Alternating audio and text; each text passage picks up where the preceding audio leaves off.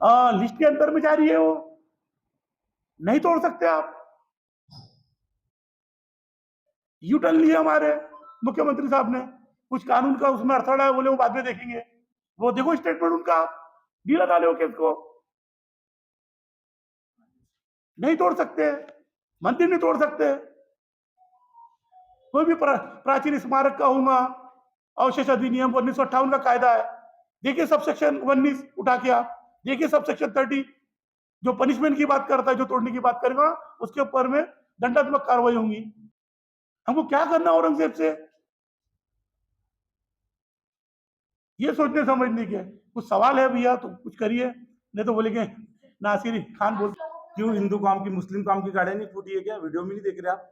मुस्लिम कौम का कुछ भी नहीं होगा, क्यों वन तरफा क्यों बता रहे आप देखिए ना, निष्पक्ष जांच कीजिए ना, दोनों तरफ की फूटी है। हाँ, इतना बोल सकते हैं कि हिंदू कौम की ज्यादा फूटी है, लेकिन मुस्लिम कौम की भी तो फूटी। मुस्लिम कौम के घर तोड़े गए, खुद पुलिस प्रशासन के अधिकारी तोड़ रहे, वो वीडियो है, आपको दे देते हम, आपके पास तो ऑलरेडी होंगे।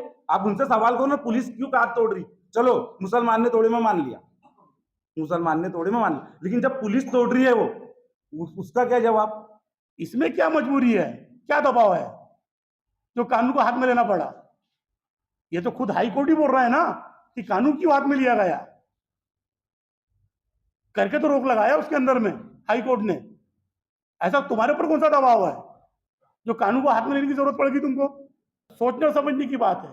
शनिचर के दिन नोटिस जारी होता है, घर के सामने लगाया जाता है, और इतवार के दिन तोड़ू दस्ता बुलडोजर बाबा वहां पे पहुंच जाते हैं सवेरे सवेरे, ताकि इनको समय ना मिले। नमस्कार, आप देख रहे हैं इंडिया फैक्ट न्यूज और मैं हूं आपके साथ अनुष्का। आइए नजर डालते हैं आज की खबरों की ओर।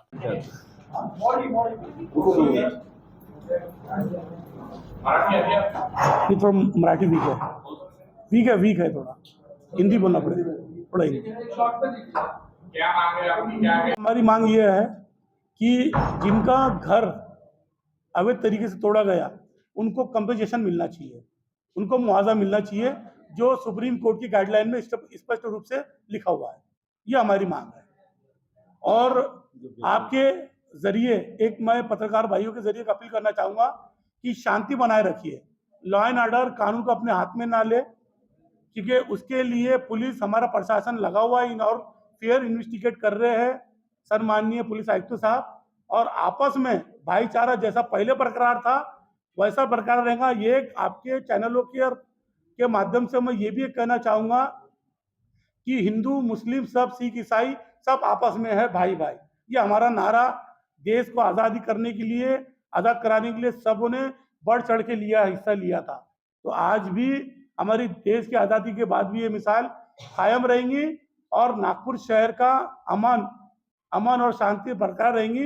ये आपके मैं प्रेस के माध्यम से ये बोल देना चाहता हूँ नागपुर के आह्वान को कि शांति बनाए रखे और कोई कानून को अपने हाथ में न ले। शांति बहाल हो चुकी है और हम लोग फिर एक मेक के दूसरे में हर फेस्टिवल में मिलजुल के एक मेक को बधाई देंगे, मुबारकबाद देंगे, और जैसी जिंदगी असामान्य थी वैसी जिंदगी असामान्य रहेंगी, जैसा कुछ हुआ नहीं।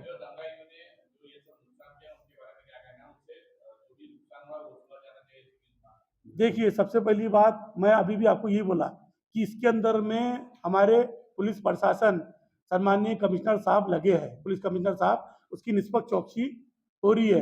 अब ये मामलों में इस बहस के ऊपर में, इस मुद्दे के ऊपर बात करना ज्यादा उचित नहीं है। जब तक कि उनकी निष्पक्ष चौकसी होती नहीं तब तक कि ये सब खुल के बात आती नहीं। हाँ, जो अवैध बांधकाम जो है तो उनका कहने का मतलब ये है कि भैया ठीक है, अगर तुम्हारे पास में रूल्स ऑफ लॉ है, ठीक है, अधिनियम के तार में नगर रचना विभाग ये कार्रवाई करे, लेकिन 15 दिन का उनको अल्टीमेटम नोटिस दे, जिसके अंदर में सम्माननीय सुप्रीम कोर्ट ने अपनी गाइडलाइन में लिखा हुआ है।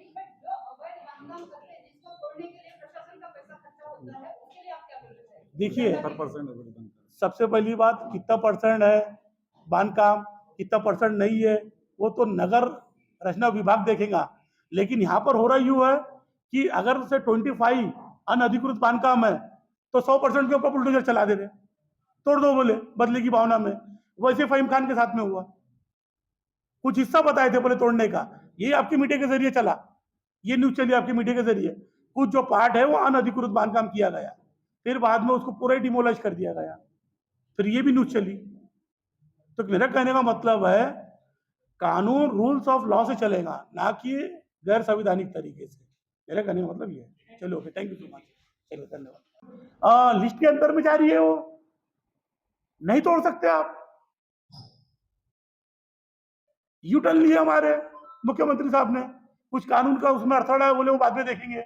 वो देखो स्टेटमेंट उनका, ढीला डाले हो केस को।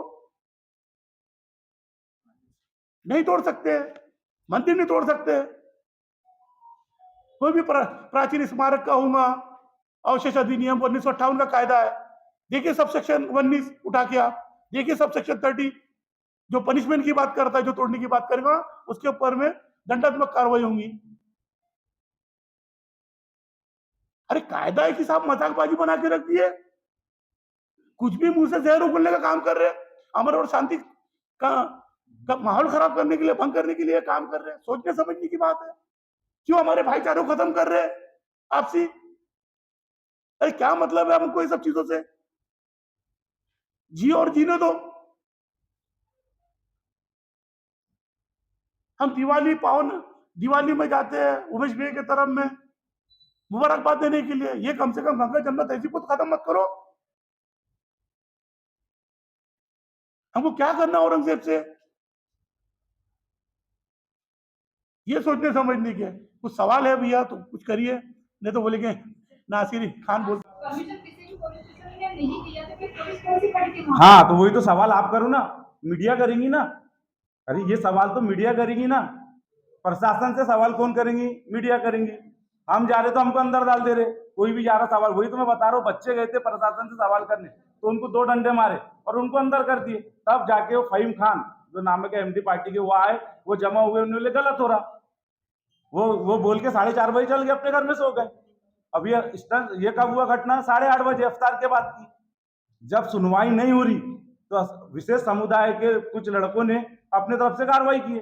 भाई पुलिस प्रशासन जब कार्रवाई नहीं कर रही तो उनने अपनी कार्रवाई की और दंगा ये रूप गए, दंगे का रूप ले लिया। तो मेन दंगाई कौन हुए? जिसने ये भावनाओं का आहत किया वो हुए मेन दंगाई।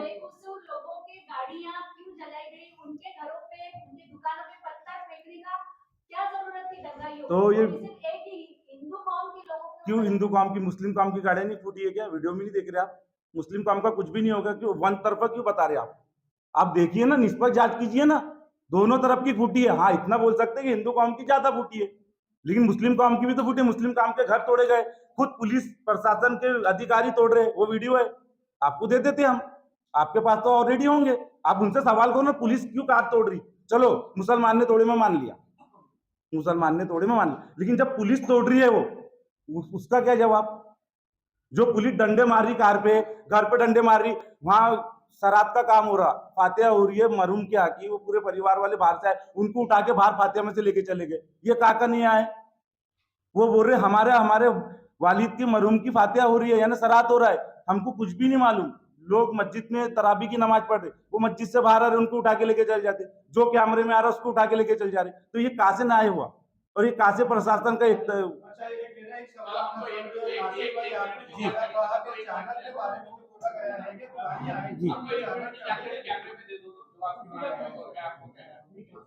हो गया, खत्म कर।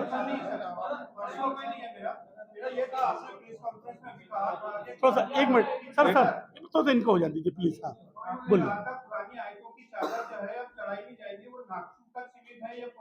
देखो पूरे हम लोग की कोशिश रहेगी कि नागपुर से हमने शुरू कर दी है, नागपुर से उसके ऊपर पूरे महाराष्ट्र में बैन होना चाहिए, क्योंकि मैं चाहता हूँ कि ये जो फसादात के मामला हो रहे हैं कि उसको खत्म हो जाना चाहिए।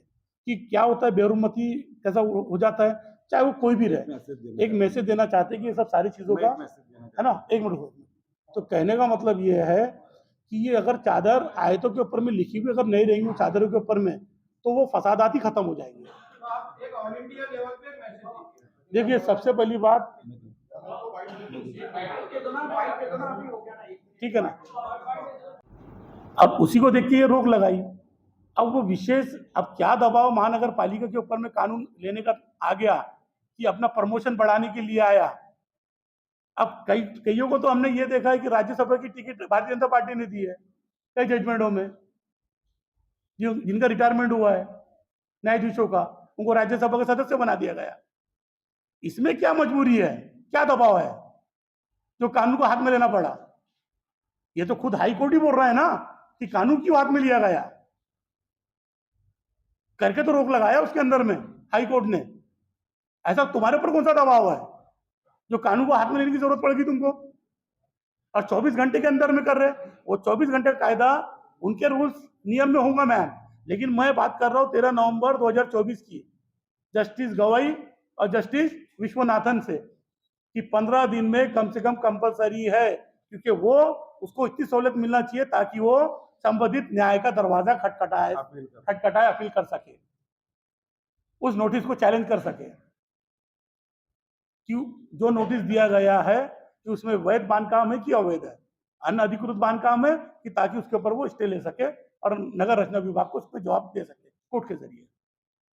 सर, आपने बुलडोजर की बात की, मकान गिराने की बात की और आप सर्वधर्म से बात की, कायदे कानून की बात की, नोटिस की बात की, मगर जो 17 तारीख को जो दंगा हुआ वो आपने साजिश भी बताया, लेकिन वो जो नुकसान हुआ, जो पब्लिक का नुकसान हुआ, कई लोगों को तकलीफ हुई, गरीब लोगों के लिए, कई व्यापारी लोगों को तकलीफ हुई, जो परेशानी हुई है, और उसका दुश्मन कौन है, वो दुश्मन समझकर उसको उसका मकान गिरा गया, बुलडोजर गिरा गया, ये लोगों की एक शंका है। कायदे कानून में उसको शक की नजर से देखा गया, इसलिए उसके ऊपर वो कार्रवाई होगी। तो एक तरफा कार्रवाई नहीं, उसको दुश्मनी समझ के कार्रवाई की गई। तो उसमें उसकी किसके साथ में दुश्मनी होगी, तभी तो इतनी बड़ी कार्रवाई हुई है। देखो, सबसे पहली चीज सर, आपने जो बोले, दंगाई का कोई मजहब और कोई धर्म नहीं होता, जैसा मैंने आपको बताया। आप एक तरफा कार्रवाई जो आप बोल रहे हैं, तो मेरे पास में अभी कैसा है कि आज वो थोड़ा सा आउट ऑफ स्टेशन है, नहीं तो अगर वो यहाँ पर आ जाते, सिर्फ मेडिकल शॉप में वो अपना उसने शटर लगाया जिसके पास में सीसीटीवी फुटेज है, उसके ऊपर जो एक तरफा जो बोल रहे हैं ना, कार्रवाई की बात जो बोल रहे हैं, तो कई लोग बेकसूर है उसके अंदर में, सीसीटीवी कैमरा है, लेकिन वो कब देंगे एविडेंस, जब ये प्रकरण कोर्ट में जाएगा, तब हम लोग वहाँ पे सब सीसीटीवी कैमरे वगैरह सब देंगे, बोले फुटेज वगैरह। अभी कोर्ट में तो चालू है केस, अभी इन्वेस्टिगेट शुरू है सर, अभी तो क्या है, हाई कोर्ट ने अभी स्टे दिया है, फाइनल डिसीजन हुआ नहीं है। आप नहीं आप दे रहे हैं, इनका जो सवाल है, इनका सवाल का जवाब मैं दे रहा था, लेकिन आप बोले, तो क्या होता है? बोलिए आप पूछिए। हाई कोर्ट में मामला लंबित है, जी अभी स्टे दिया हुआ है, फाइनल जजमेंट आया नहीं, जी, आप जल्दीबाजी क्यों कर रहे हैं प्रेस कॉन्फ्रेंस में? देखिए ये सब लंबित मामला है हाई कोर्ट सुनिए ना, मैंने जल्दी इसलिए किया क्योंकि सुप्रीम कोर्ट की जजमेंट की धज्जियां उड़ाई गई, इसलिए मैंने किया। तो हाई कोर्ट ने क्लियर कर दिया है, कब किया क्लियर? जजमेंट कब आया? ये स्टे में नहीं बोला है, कब आया? आपने कल ही बोला है। तो मैंने आज, वो कोर्ट बोल रहा है, कोर्ट के आदेश के बाद आप यहाँ बता रहे हो। आप समझे नहीं, मैंने जजमेंट का जो उल्लंघन हुआ, मैं फिर से दोहरा रहा हूँ सर, उस जजमेंट के उल्लंघन का, सुप्रीम कोर्ट के जजमेंट के उल्लंघन। दूसरी बात, मेरे जितने मौजूद है उसके अंदर जो मुद्दे हैं, आपने प्रेस नोट में पढ़ा होगा, ये पूरे मुद्दों को लेकर मैंने प्रेस कॉन्फ्रेंस बुलाई है। जब अधिकारियों ने कार्रवाई जो की होगी और नियम के बाहर की है तो अधिकारी कार्रवाई के पात्र रहेंगे, हाई कोर्ट में देखेगा। लेकिन यदि घर इलीगल है तो कार्रवाई तो फाइनल जजमेंट में होने वाली है, दे सकता है कोर्ट की भाई ये इलीगल, इसको छोड़ा जाए, आप उसको बचा तो नहीं सकते। कभी स्टे मिला है सिर्फ, तो सुनिए ना, अभी स्टे मिला, 15 दिन का जो टाइम बाद हुआ है, टाइम का उल्लंघन किया है तो अधिकारी पर कार्रवाई होगी, वो भी हाई कोर्ट डिसाइड करेगा। देखिए सुनिए, डिसाइड हाई कोर्ट करेगा, लेकिन एक जागरूक सामाजिक कार्यकर्ता होने के नाते ये हमारा दायित्व नहीं बनता है कि हम लोग एक अवेयरनेस लाए समाज में कि गलत हो रहा है, ये गलत कर रहे हैं, वो गलत कर रहे हैं। अगर मैं सही और गलत का अगर इसके अंदर में हम लोग अगर इसमें तहकीकात या इन्वेस्टिगेट ना करें, तो फिर ये प्रेस कॉन्फ्रेंस क्यों होंगी? सही और गलत के लिए तो होंगी। डिपार्टमेंट क्या काम कर रहा है, पूरी यंत्रणा क्या काम कर रही है, गलत कर रही है कि सही कर रही है। इसके बारे में बोलिए, पत्थर जो चले हैं, जी ऊपर पत्थर चलाए गए, इसके बारे में भी कुछ बताइए। देखिए, मैंने आपको क्या बताया, दंगाई का कोई मजहब और धर्म नहीं होता। मैंने अभी भी फिर से आपको बोल रहा हूँ, कौन किसके तरफ से पत्थर चलाए गए, किसके तरफ से नहीं चलाए गए, वो उतने डीप तक के मेरे को जाना ही नहीं है। उसके लिए पुलिस प्रशासन है। जैसा आपने बोले नासिर भाई, मैं सबसे पहले जब भी आप प्रेस कॉन्फ्रेंस लेते हो तो आप मुझे बुलाइए, मैं बिल्कुल आऊँगा। आने के बाद में ये सब सारी चीज़ें हम लोग एक हिंदू मुस्लिम की एक अलग ही पैगाम हम नागपुर शहर से देंगे कि हम सब मिलजुल के रहते हैं, एक मिसाल कायम हो। और उमेश भैया का तहे दिल से शुक्रगुजार हूँ मैं कि मेरे एक बोलने के ऊपर में उमेश भैया यहाँ पर आ गए कि ये सब हिंसा जो हुई, इसका कोई धर्म और इसका कोई मजहब नहीं होता, दंगाई होते हैं। बिल्कुल कड़ी से कड़ी कार्रवाई होना चाहिए, चाहे वो कोई भी रहे। सिर्फ मेरा कहने का मतलब ये था कि जो डिमोलिश किया गया, मैं अभी भी फिर से रिपीट कर रहा हूं, जस्टिस गवाई और जस्टिस विश्वनाथन की जजमेंट है 95 पैरे का, उसमें स्पष्ट रूप से लिखा है जो डिमोलिश किया गया है कार्यपालिका ने, नगर रचना विभाग ने, महानगर पालिका ने, उसमें सरकार के तरफ से भी उसमें लिखा हुआ है कंपेंसेशन दिया जाएगा।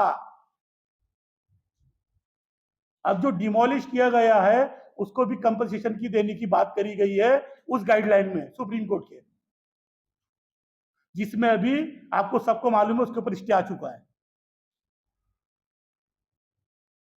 जस्टिस अपना नागपुर की बेंच ने खुला बोला कि ये सुप्रीम कोर्ट की गाइडलाइन का उल्लंघन है, करके तो रोक दिया है, करके तो उसके ऊपर रोक लगा दी ढंग से।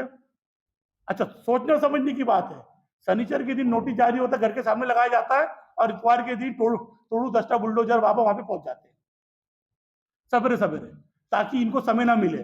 अगर वही कार्रवाई मंडे के दिन अगर नोटिस दिया जाता तो 24 घंटे के अंदर में आज उनके घर बराबर वहीं सलामत रहते और स्टे ऑर्डर मिल गया रहता कोर्ट से। सोचने समझने की बात है, मैं जो पॉइंट के ऊपर आपसे बात कर रहा हूं, ये सोची समझी साजिश के तहत में ये काम हुआ है, ये बदले की भावना में काम हुआ है, आप सोचो। और मैं जो हमारे एडवोकेट लड़ रहे हैं, जो अभी पैरवी कर रहे हैं हाई कोर्ट में, एक पॉइंट मैं ये भी उसमें लिखवाने वाला हूं कि ये जो मनपा द्वारा जो कार्रवाई होती है हॉलीडे के दिन, ये षड्यंत्र के तहत में होती है। ये शनिचर इतवार का दिन छोड़ के बाकी दिन इसके अंदर में जो भी डिमोलिश की कार्रवाई होती है, अतिक्रमण की कार्रवाई होती है, सिर्फ वो शनिचर का दिन, सैटरडे और संडे का दिन छोड़ के कार्रवाई करें, ताकि हमको ऐसे कार्यपालिका, ऐसे अधिकारियों को पकड़ना है तो बराबर हमको समझ में आ जाता कि इन लोगों ने कौन से षड्यंत्र के तहत में सब कार्रवाई को अंजाम दी है, किसके कहने के मुताबिक ये कार्रवाई को अंजाम दी है, ये सारी चीजें खुल के आ जाती है। और इन लोग एक्सपोज हो भी गए, फटकार लगाया है। कई सुप्रीम कोर्ट के जस्टिस वो पे आग बबूला हो गए कि हमारे जजमेंट की कोई वैल्यू नहीं है क्या? देश में हमारे जो जजमेंट होते हैं इसकी कोई वैल्यू नहीं है क्या? कोई अमल बजावनी नहीं कर रहा क्या हमारे जजमेंट की? करके लोगों का न्यायपालिका के ऊपर में विश्वास नहीं उठेगा क्या? ये तो सख्ती से टिप्पणी करे, उसके बावजूद भी इस तरीके से ये अपने हाथ में कानून लेके कुछ भी किसी की भी कहने के ऊपर में चले जाएंगे बुलडोजर लेके और चला देंगे बुलडोजर। कानून कायदा है कि मजाकबाजी है? स्पष्ट रूप से मैंने सब सारी चीजें आपको, जितने भी मैंने प्रेस कॉन्फ्रेंस बुलाने का मकसद यह है मेरे पत्रकार भाई और बहनों कि कहने का मतलब यह है कि न्याय न्याय है, क्योंकि supreme court is supremo, supreme court का फैसला पूरे देश को मान्य रहेगा। उसके बावजूद भी कानून को मजाक बना के रख दिए, कायदे को मजाक बना के रख दिए। किसके आदेश से हो रहा है ये? उसकी इन्वेस्टिगेट नहीं होना चाहिए? अब हमारे देवेंद्र फडणवीस साहब ने, महाराष्ट्र राज्य के मुख्यमंत्री जी ने यूटर्न ले लिया कि अब वो कानूनी प्रक्रिया से होगा। अरे हमको औरंगजेब से क्या करना है? अरे है भी तो उनका कायदा बना हुआ है ना, प्राचीन काल की स्मारक कायदा है, 1958 का कायदा है। जो मंदिर है प्राचीन स्मारक, जो 100 वर्ष जिसको हो गए। आपने जो बुलडोजर की बात की है, महत्वपूर्ण मुद्दा वो है बुलडोजर से चढ़ा हुआ है लेकिन नासिर भाई एक ही कौम की बात नहीं कर रहे। एक बोलो ना। किसी ने बोला नहीं, किसी ने रोका नहीं। अगर ऐसा होता तो किसी ने रोका रहता, किसी ने विरोध किया रहता, नारेबाजी होती, ऐसा कुछ नहीं हुआ। देखो, सबसे पहली चीज कैसा, मेरा सर एक ही कहना है ना, स्टार्ट जहां से हुआ। एक चीज मैं भी बोलूंगा, अगर पुलिस लॉ एंड ऑर्डर, सिर्फ खास करके मैं अभी आपको बता रहा हूँ गौर से, लॉ एंड ऑर्डर मेंटेन करने में गणेशपेट पीएस और कोतवाली पीएस असमर्थ रहे। अगर लॉ एंड ऑर्डर मेंटेन कर लेते, पुलिस वाले की मौजूदगी में वो सब काम हुआ। अगर पुलिस प्रशासन उस समय अगर अलर्ट हो जाता, उस समय अगर ये सब चीजों को रोक डालता, तो आज इतनी नौबत नागपुर शहर में इस तरह का अमन और शांति बहाल नहीं होती। आंदोलन करने ही नहीं देना था, बजरंग दल को ऐसा कहना है। नहीं फिर इन्होंने दोनों कौम के लोगों को सेटलमेंट कर दिया था। पुलिस को लगा कि अभी ये शांत हो गया है मामला, लेकिन उसके बाद जो दंगा हुआ है, नहीं वो बच्चे गए थे। एक्चुअली कैसा है मैम जब यहाँ पे वो प्रोटेस्ट जब चल रहा था ना, तो उन्होंने वहाँ के जो बच्चे वहाँ पे मस्जिद बिल्कुल लग कर है, और मस्जिद इफ्तारी का समय हो चुका था, अफ्तारी का समय था। तो वहाँ पर जब गए तो जाने के बाद में बच्चों ने सबसे पहली बात इंटीमेट किया किसको, गणेशपेट पीएस को, कि सर वहाँ पर ऐसा सा चादर जलाई जा रही है, कुरान की आयतें लिखी है, ऐसा वैसा उनके बोलने के मुताबिक वहाँ पर आयतें कि कुरान की जलाई जा रही है। अगर उसी समय पुलिस वालों ने क्या करे, अगर उसी समय अगर एक्शन ले लिए होते, उनको क्या करे, एक दो डंडे मार के इनको खुद उल्टा बिठा दिए। इनको बिठाने के बाद में अगर वो वहां जाते ना, कंट्रोल कर रहे थे ना, तो आज ये हमारे नागपुर शहर में जो अशांति हुई है ये सब भंग नहीं हुई होती उस समय का। सवाल था जो आपने थोड़ी देर पहले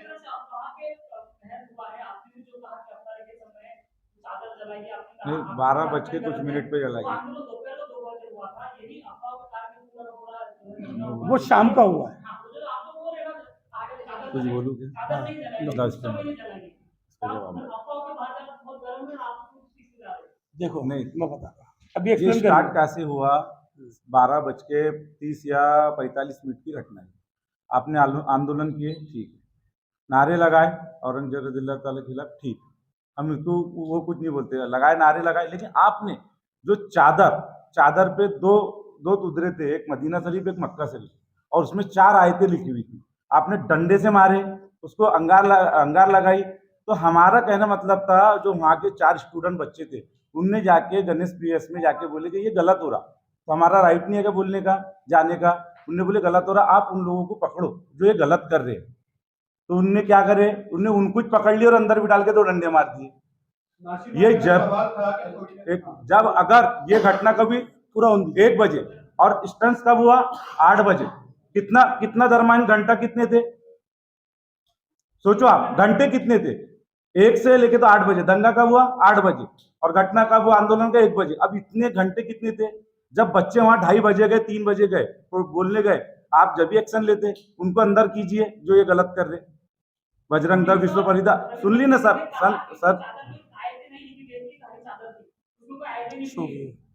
कैसा सोनिया, वीडियो है ना, लाइव वीडियो उनने डाले बजरंग दल वालों ने, लाइव वीडियो है ना, ऐसा भी नहीं कि अलग है बनाया गया एआईएफ से बनाया गया, वो लाइव है ना, कुछ चैनल के थ्रू है ना, मीडिया भी थी ना वहां पर। ऐसा नहीं कि हमने फोटो से निकाल के डाले, वहां मीडिया थी, मीडिया ने निकाले, उनने डाले, मीडिया की लाइव थी वो। वहां पुलिस वाले भी थे, चाहते तो रोक सकते थे, प्रशासन नहीं रोक सकते थे क्या? हाँ, सोची समझी, हाँ, मुझे तो ऐसा लगता है ये सोची समझी साजिश थी कि उनकी भावनाओं को अहत किया जाए। मैं एक मैसेज आपके द्वारा देना चाहता हूँ, गणेश थाने पुलिस स्टेशन और कोतवाली, दोनों में से कोई एक होंगी। दोनों देखो, हम डीसीपी मैडम के पास गए थे तो बोले गणेशपेट के अंतर्गत नहीं आता, कंफ्यूजन है, कहाँ हुआ या कोतवाली में आता। हमने बोले वहां से ऑर्डर उनको मिला था क्या, परवानगी प्रोटेक्ट से, नहीं बोले गणेशपेट से नहीं मिली। खेरकर मैडम डीसीपी स्पेशल ब्रांच, फिर हम वो बोले कोतवाली में उनने एप्लीकेशन लगाए थे, तो हम कोतवाली गए, हमने कोतवाली के अंदर वो भी निकाल के लाए, तो इनको परमिशन दी गई थी कोतवाली क्या